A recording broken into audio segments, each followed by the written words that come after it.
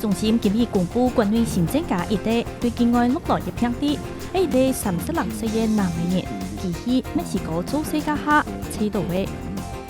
防疫期間，民眾出去外國食飯，都會改用一擺手握嘅傳器，避免接觸。是知道關於免洗傳器用量加誤殺。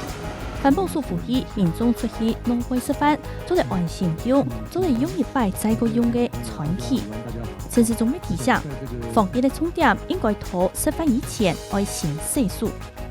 疫情下方呢，新竹縣政府宣布，新竹縣檳城店里恢復正常來看，不過愛保持社交距離，同檳城旅行也要開啟7月8通，是愛蒙古亞，韓國遵守指揮中心公布嘅公眾設備，韓國社交距離注意事項嘅原則，就做得幾行。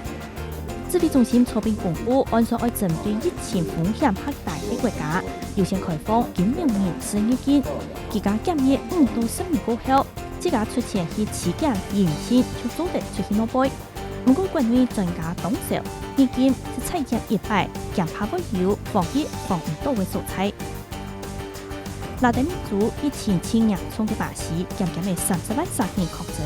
因為醫療資源真唔大。由醫學院學者離關嘅安全，實際可能有超過380萬3人感染到。